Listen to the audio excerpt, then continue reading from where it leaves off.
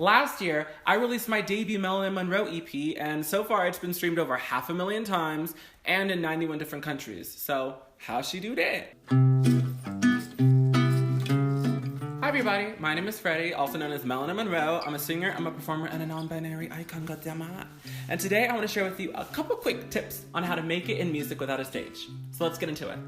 As you might know, it's not exactly easy to be a performer right now. I'm sure you have some wonderful songs you'd love to share with the world, but with venues shut down and some shut down for good, I don't know when we're gonna get to see our fans again. So, what to do?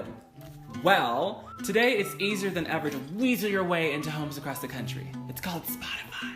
There are actually some tangible steps I took in order to build my audience, get my music out there, and get over this hurdle of performing without a literal stage. And I want to share that with you, goddammit. So let's go.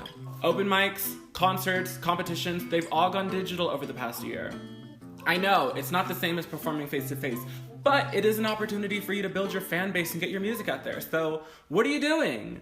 With a couple basic tools, you can take your shows digital as well. Yeah.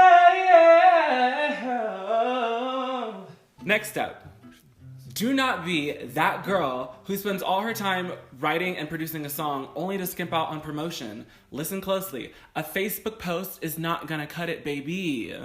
What you need is a press release. And a press release is nothing more than a one-pager that lets press know who you are, what you're doing, and when you're doing it. So if you're dropping a new single, press release. You releasing a new music video, press release. World tour, somehow, press release. Find music bloggers who share your interests, build those connections, and when the time is right, send them a personalized email attaching your press release. Getting a music blogger to write about you builds so much credibility for your art, and you might get a couple fans in the process, so.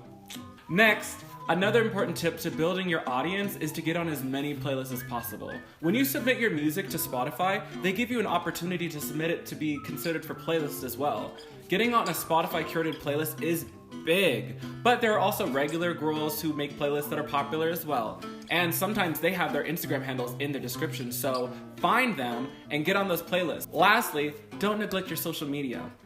I like to think of my Instagram as a business card and a website. It allows me to stay in touch with my fans and build connections with other creatives. Don't do all this work to build an audience only to leave them on red in the DMs. That's not a cute look, and I see you. Stop it. Cut it out. Alright y'all, that's all I've got. How about you?